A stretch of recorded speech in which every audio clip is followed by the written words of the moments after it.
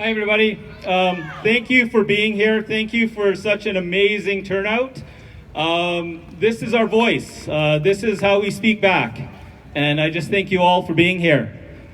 So, as Lana mentioned, I am a family physician. I work in Spruce Grove. I'm married. I have 4 children. 3 of them are here. They're kind of hiding. My oldest child, Alex, he has autism, and he's at home, but, I love you, Alex, and we'll see you soon. I am not a natural public speaker. I'd rather really not be doing this, but the thing is that I have a heart. I have a heart for people. And that's why I'm here, and I'll tell you, this thing got arranged in a week. We had so many wonderful people just step forward. And I'm just amazed, and I give glory to God for making this thing happen.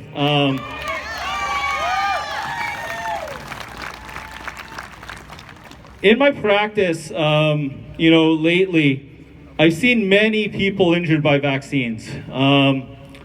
It is really sad. You see these people, they come visit you regularly, and they're just doing their duty for the government, and they're just following orders, and they come in and they get injured. And it's sad. I've seen strokes, I've seen Bell's palsy, I've seen heart attacks, blood clots. I've seen breathing disorders where people just cannot breathe after they've had these vaccines. I've seen people with autoimmune disease where it's acted up afterwards. It's just insane.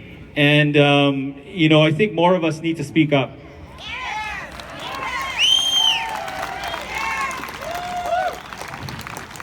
I've had patients crying in my office because they have to decide whether to get this jab or whether to keep their job. And it's so sad because, if you're getting a vaccine not for your health, but for your job, that's a sign of tyranny, okay? That is not right. The most alarming thing that's really, had to have this happen is the vaccines in the kids. This is just wrong.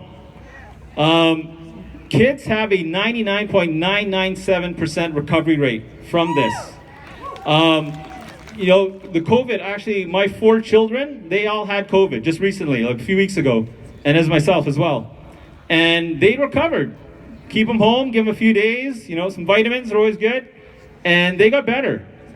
And, the sad part is that the narrative that's played out of the media is very different than the reality. And the narrative is that, they find the one kid that, sadly, passed from the vaccine, passed from COVID, and they put it all over the news, and, you might have had underlying health issues or that sort of thing. But they focus on the kid, and that's all you see for the next few days. They don't talk about all our children who recover, like nothing, right? Like any other cold or flu that's been in the past. And that needs to be emphasized. So this narrative that gets put out there, what we need to do is we really need to take a look at that narrative and start doing some critical thinking. And critical thinking involves listening to both sides of the story. So what I'm going to do right now is I'm not going to speak to the people here, okay? I know you guys know things. I want to speak right now to the vaccinated and the people that are for these mandates on healthcare workers, frontline workers, and children. This is who I want to speak to right now. And the first thing I want to say is we are not your enemy. This narrative that happens in the media, that's a divide and conquer tactic. They want to separate us and have us attack each other. And meanwhile, they get away with tyranny. I want to ask the vaccinated, who made you wear masks? Did the unvaccinated make you wear masks? No. It was the high-level politicians. Did the unvaccinated shut down your businesses? No. It was the government. Did the unvaccinated force you to get vaccines at the risk of your jobs? Was the government. Is it the unvaccinated that are wanting you to jab your kids? No, that's the government. The other thing I want the vaccinated to know is that we are not the sole transmitter of disease.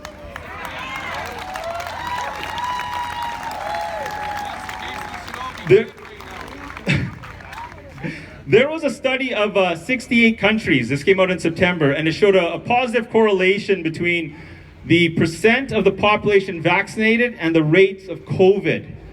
If you pay attention to things happening in the United Kingdom and Israel, the vaccine there has a 40% failure rate, or breakthrough rate they call it. So this disease is not just passed from the unvaccinated. In fact, if you're vaccinated and you get sick, you're going to think, oh, I'm vaccinated, I'm fine, I don't need to worry, and meanwhile you can be passing it on. I want the vaccinated to know that we are not anti-science. In fact, we are very pro-science.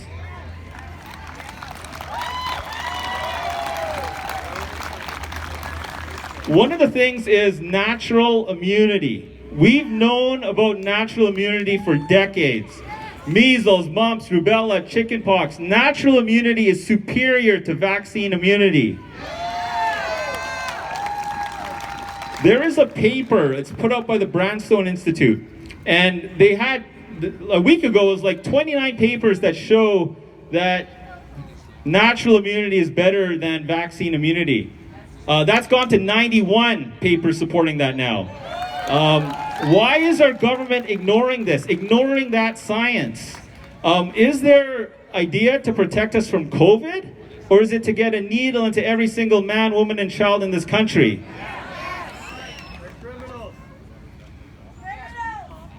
In terms of not being anti-science, the government's advice usually when people get sick are stay at home, and then if you get really sick, go to hospital. And again, science has shown, and there's a lot of very good authors, one of the most well-respected authors in the States who has tons of research articles, Dr. Peter McCullough, just talks about this need for early treatment. Early treatment, vitamins, very good, C, D, zinc, good stuff. But the biggest reason we are against these mandates, and I want to tell a little story. There was a soldier named Admiral Stockdale. His name was actually James Bond Stockdale, so it was a pretty cool name. But he was a pilot, and during the Vietnam War, his plane was shot down. And he was held in Vietnam in a prison called the Hanoi Hilton. In the prison, he was tortured, he was isolated, it was a lot of suffering.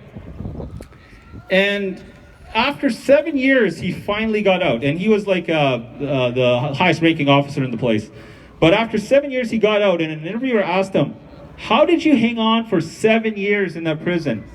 And his answer was two things. Number one, an unwavering faith.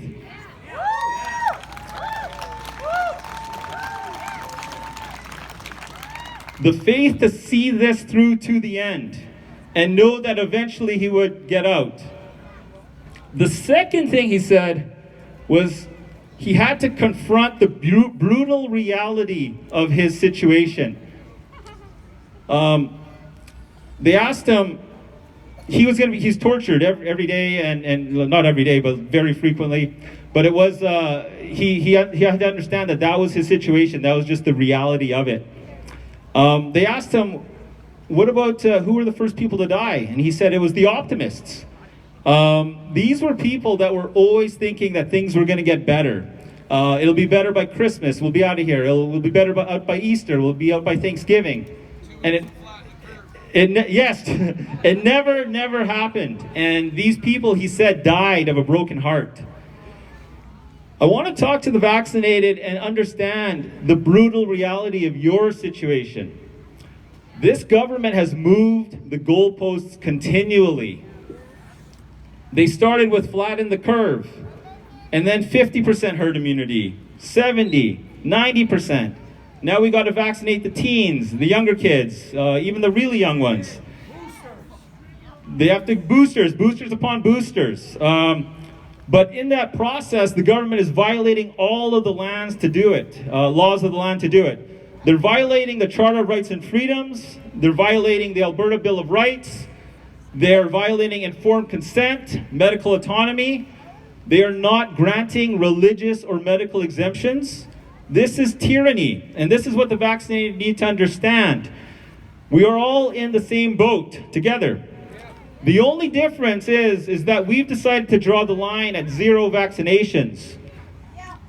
They're going to find after that 3rd, 4th, 5th, 6th booster that they'll want to draw the line, or after the government starts coming for their kids, they want to draw the line then.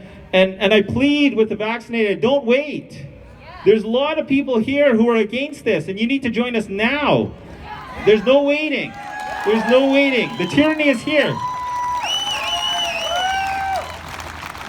This is not the Canada that we grew up in. Things are changing, and we all need to stand together and unify against that. What I'd ask for the vaccinated is when you wake up, realize that we are in a spiritual battle here. It truly is a spiritual battle. The opposite of love is not hate. The opposite of love is fear. And I'll tell you what fear does. Fear causes you to glare at someone because they're not wearing a mask. Fear will cause you to have no more handshakes, no more hugs. Fear will tell you to a friend that's been not vaccinated, hey, we're having a party, but we know that you're unvaccinated, so we're just going to ask you to stay home. Fear is divisive. I want to tell you what love does. Love understands those who disagree. They try to understand them. They tolerate those who have made different decisions. They are willing to help people, even if they're at risk of hurting themselves. The healthcare workers and all the frontline workers have been going out doing their job every day. And now Alberta Health Services wants to terminate them? Does that even make sense? What do? People need to realize when they're being driven by fear. They need to realize what's driving that fear. There's you got to watch out for things like the media and there's a joke, they asked the Amish guy, aren't you afraid of getting COVID? And he says, no, I don't watch TV.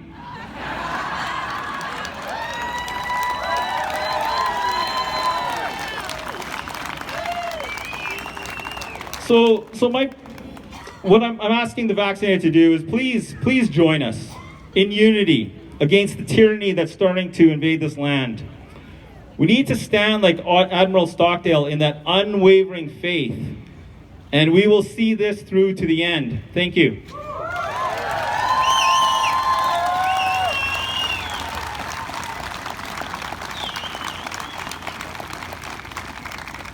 So I just want to speak to what's happening next. We're going to be arranging just a silent protest. We're going to be in that area over there, facing the legislature building. So there's going to be starting some lines in that direction and just facing, and then we're just going to observe for 30 minutes, just silence. For those who are prayerful, I just pray that you pray for the hearts of the vaccinated, that they'll change and to open their eyes and see what they need to see. But we'll just stand in unity for half an hour, and just after that's done, we have a special guest here who's going to sing O Canada after the silent protest. And we're going to do a prayer circle also around all of us standing in silence for half an hour. So just please join us for that, and we're starting to get that organized here.